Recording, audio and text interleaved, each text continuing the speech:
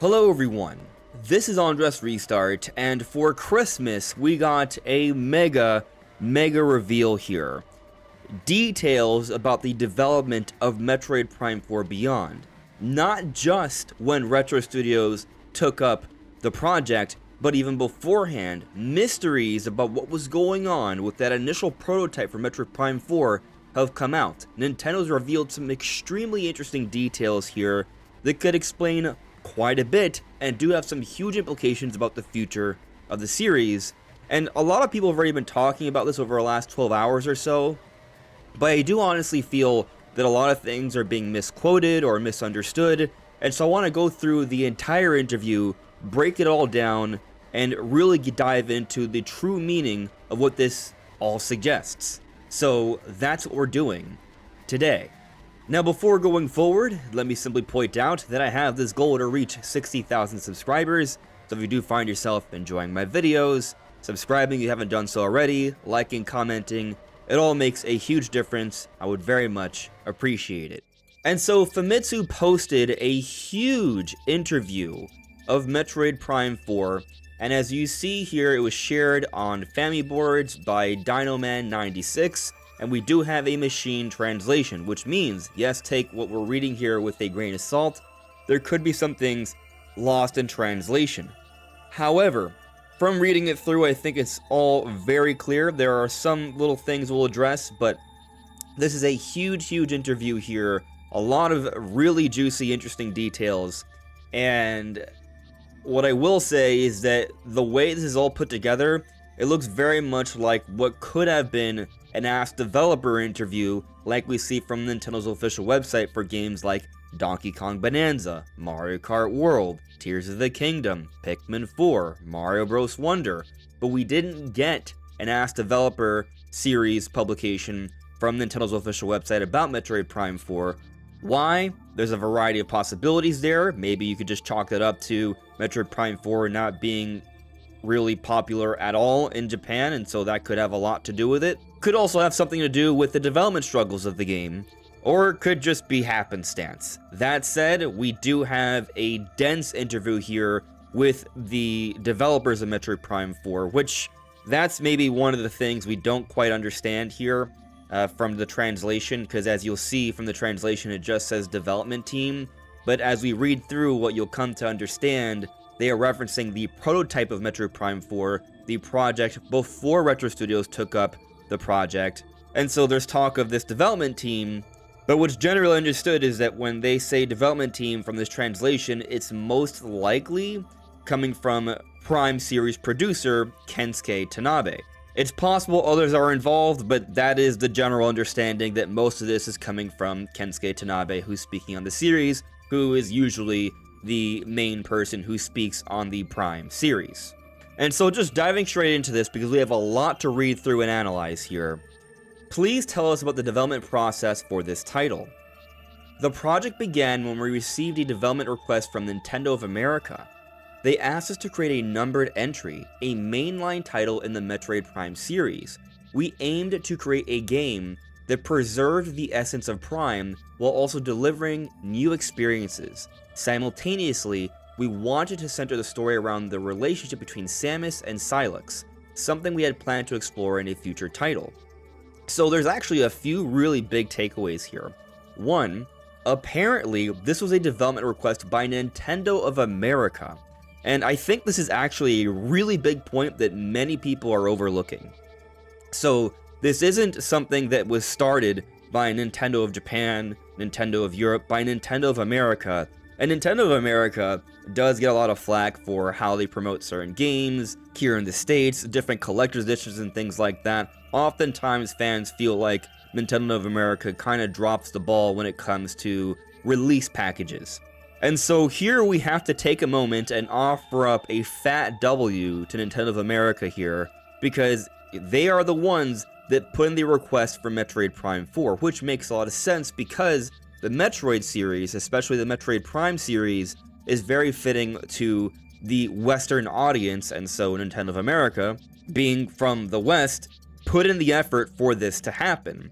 Now, that all said, it doesn't mean that if Nintendo of America never put in the request, we never would have seen a Metroid Prime 4, because as they also explained here, they always intended to expand upon this story between Samus and Sylux. So there was always an intent to revisit the Metroid Prime series, and that is how Metroid Prime 3 left off. They finished off that trilogy, and they had an intent to eventually get back to it, and probably it took a lot longer than expected when we account for a variety of things that have happened, like just the failure that was the Wii U generation. It wasn't worth putting in a major investment to a project like that, and also because it had been so much time, they didn't quite have a developer that could handle a modern Metroid Prime 4, which we'll get into as we dive into this interview, as we get some insight into the initial project and how they had to move on to Retro Studios, who also wasn't equipped to make a proper Metroid Prime at first either. And so all these things have led to years and years of delays. So Nintendo of Japan, or whoever is making the decision on the overall future of the series, probably wanted a Metroid Prime sooner, but there's been many challenges over the years leading to delays for a huge project like this. And while it was Nintendo of America that put in the request to make sure this would happen sooner, Metroid Prime 4 would have eventually happened. But let's continue on. What were the most challenging aspects and the points you focused on most during the long development period? This is a good question. The project changed development companies midway, and we had to restart at Retro Studios. However, Retro Studios didn't have the infrastructure in place to develop a Metroid Prime title at that time. So we had to start by building that foundation. Additionally, while we outsourced background models and cutscene creation, producing background data alone required numerous subcontractors.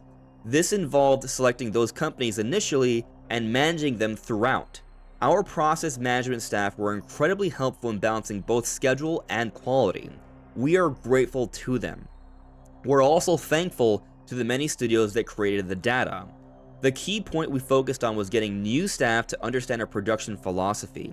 It took time for them to grasp that we weren't just making a game, but building a player experience, and especially to understand the sense of what this kanji is, pause space, that is so characteristic of Metroid Prime. Ultimately, I believe they came to understand the Japanese concept of that kanji itself, pause space. I guess that's what the translation suggests. So, a lot to take away here as well.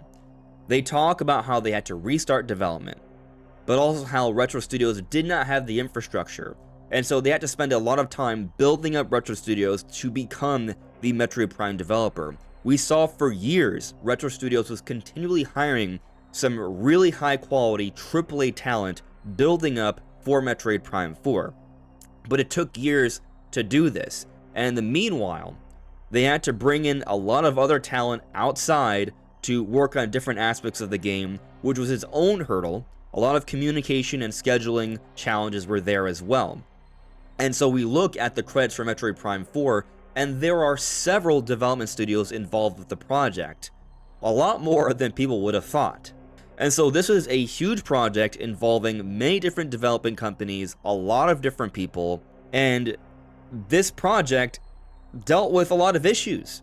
Not only did Nintendo have to bide their time and wait until they could actually give an honest try for Metroid Prime 4 because of the Wii U era, but also once they started things up, after a couple years, they realized they weren't going to be able to make a good Metroid Prime game with what they had.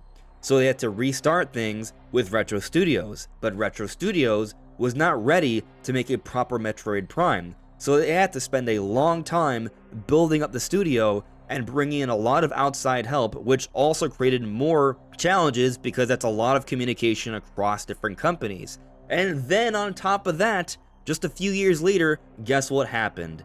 COVID. And that impacted and delayed development for so many companies, including Retro Studios. So when you think about all of this, Metroid Prime 4 has had so many hurdles. And I know the game is divisive, but I think we should take a moment to consider here that despite it all, Metroid Prime 4 is still objectively a good game. Maybe it's not the game you wanted. Maybe you enjoyed the game. Like myself, I think the game is in line with at least Metroid Prime 3, so it's still a very good game. But is there a better game to be made? And I think there is, and I think all this shows right here is that Metroid Prime 4 was a huge project that has enabled Retro Studios to build up and prepare themselves. And I think now that they've built this Metroid Prime studio over the years, they can make an even better game without all these hurdles involved. But let's continue. It's been 18 years since the last numbered title. Were there any changes you consciously made to reflect the times? And this quote has been vastly misunderstood. At the start of the project, perhaps due to the influence of The Legend of Zelda Breath of the Wild, we saw a lot of comments on the internet saying we want to play an open-world Metroid. However, Metroid's core element of increasing the amount of explorable areas by unlocking powers is not very compatible with the freedom to go anywhere from the beginning of open worlds. Thus, we thought to design a limited area that could be freely explored, and have that be a hub that could connect to other areas. Then we thought that if one could move around on the bike in a satisfying way in that area, it could be a segment that mitigates the tension from exploration and paces the whole game. In the end, the game took much longer than expected to finish, and we realized that players' impressions toward open-world games had changed. That being said, development had already been reset once before, when we started again from scratch with Retro Studios, so backtracking development again was out of the question, and we resolved to move forward with our original vision. During this time, shooting games and action games went through evolutions, with an increase in game speed in particular, but taking in those changes would have made it difficult to construct the tempo of an adventure game, so we actively chose to not take them into account. Therefore, I think this game is pretty much divorced from the changing of times. A lot to take away here, but one thing I think needs to be understood. Here they say that they already had this idea of putting in this hub area before Retro Studios was involved, and because development was so long, they realized that maybe this idea of this hub area might not have fit the current audience of the world, but they could not go back. They talk about how they had an original vision from before Retro Studios came into the fold, and they made sure to stick to that original vision. In other words, Retro Studios didn't have as much freedom to put in their own ideas into this project. Now, I'm not saying Retro Studios didn't make some of their own creative decisions here, I'm sure they did, but there's definitely elements that they had to stick to from the original project. So again, this kind of goes to show that there were challenges and hurdles here. And something else that should be said, because a lot of people just don't understand this. Metroid Prime 4 is not open world. That desert is not an open world area. It is an open zone. It's locked. There are things you need to obtain to progress. Open world doesn't mean a big area to explore. Open world means an open structure where you can go and do different things to progress throughout the game in an order you choose. Like Breath of the Wild, for example. Breath of the Wild, you can go to the very end if you want, right from the beginning. You can do any of the dungeons in any order you choose. Metroid Prime 4, on the other hand, there is an intended progression, like all Metroid games. And for the record, I see a lot of people say this about Xenoblade. Xenoblade is also not open world. Just because there are big areas to explore does not mean it's open world. Those are just open zones. They are big sandboxes to explore in, but there is an intended progression to the game. It's not one set path. Anyways, this project is not just Kensuke Tanabe and Retro Studios. There was an initial project that they had to push forward with, and a lot of other companies were brought into the fold to work on different aspects to this game. What's the big appeal of Metroid Prime 4 in a nutshell?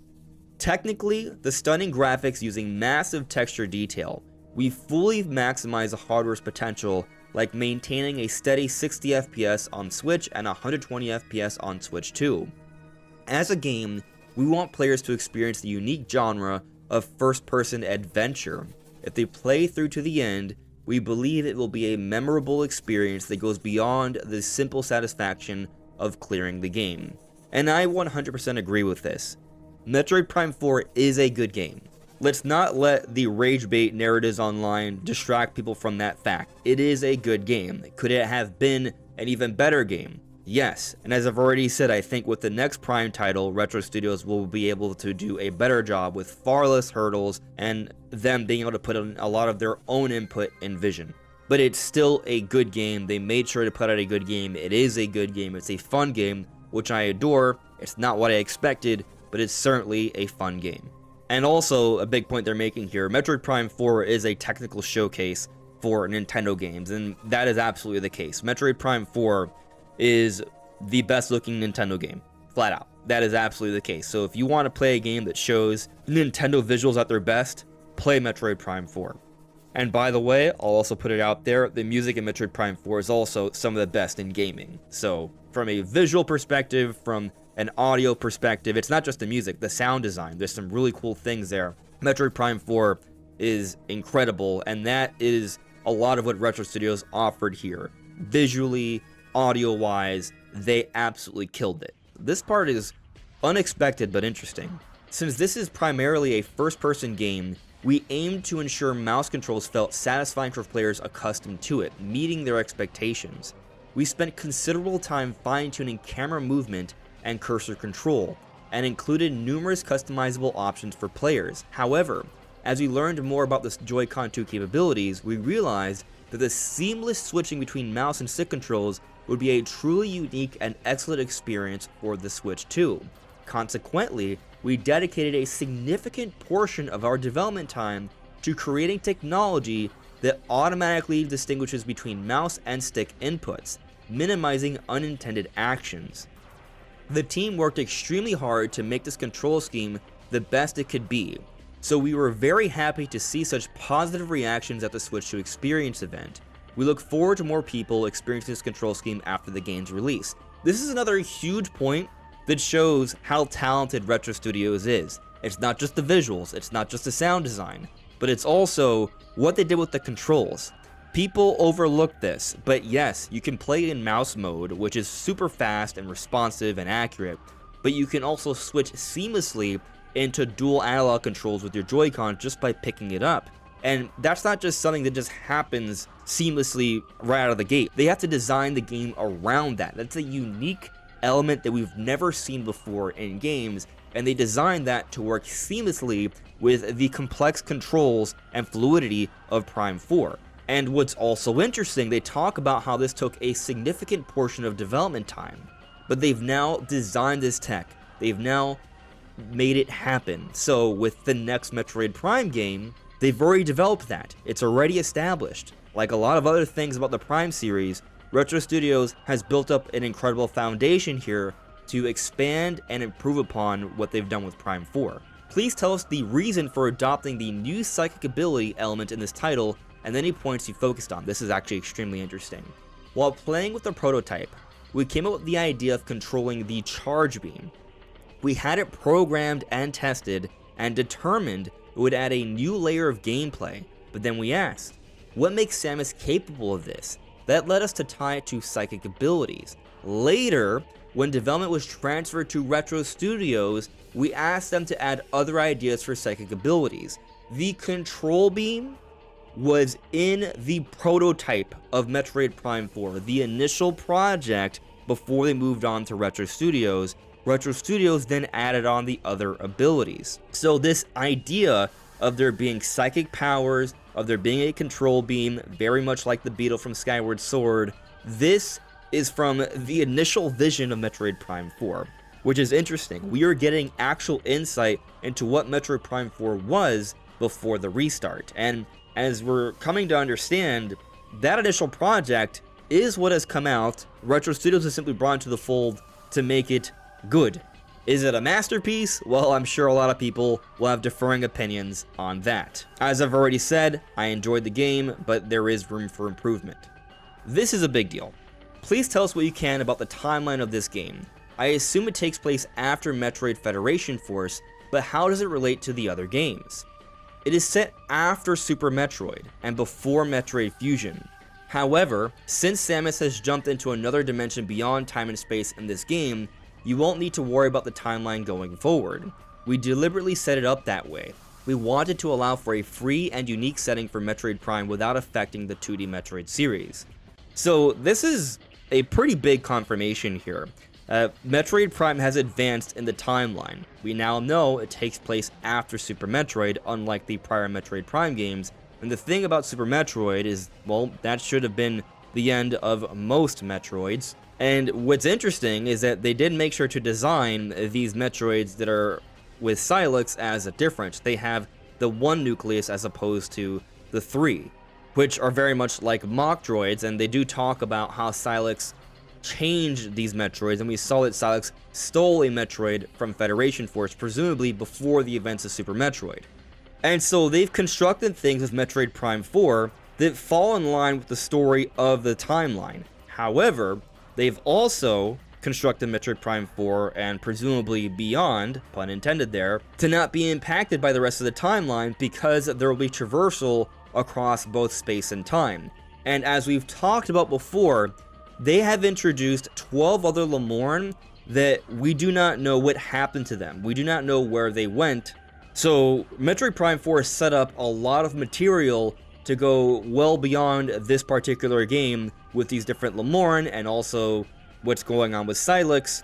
And it seems the intent is to use this traversal across both space and time to place it into a vacuum or a pocket that won't have any impact on the rest of the Metroid timeline, which is both a cool and smart decision here. Now on Sylux.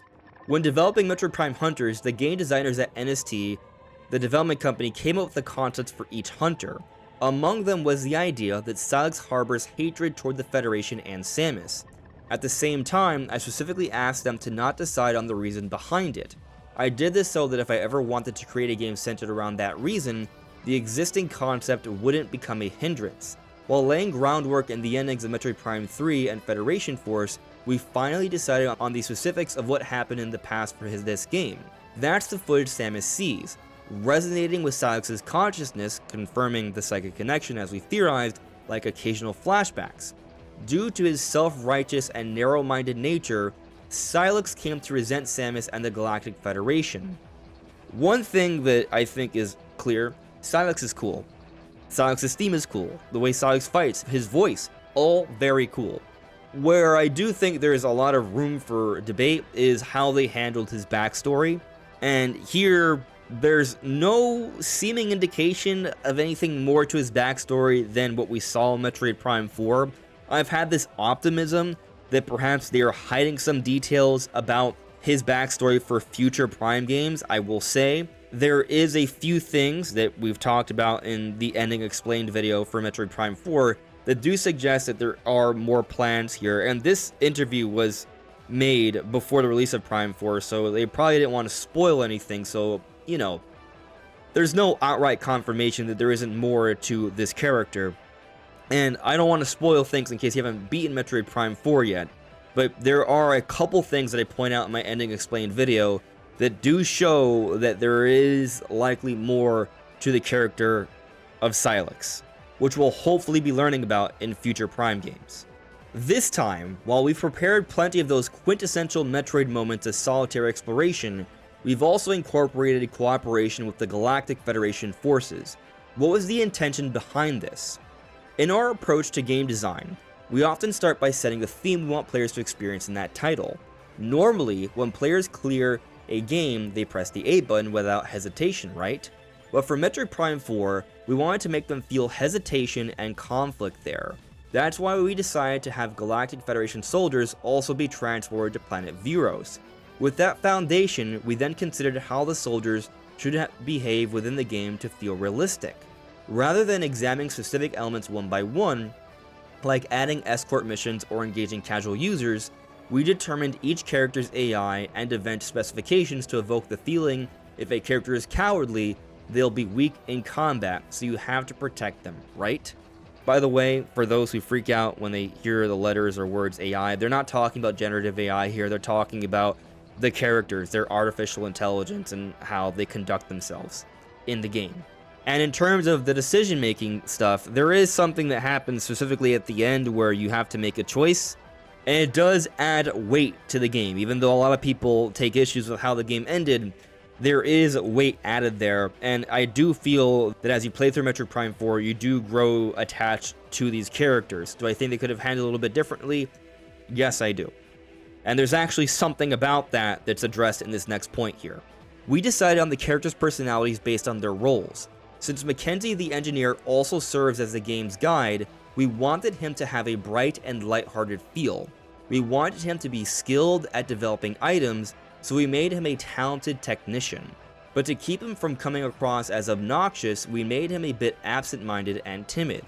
For the sniper Tokabi, we imagined a hunter who is quiet, solitary, and has a mysterious aura.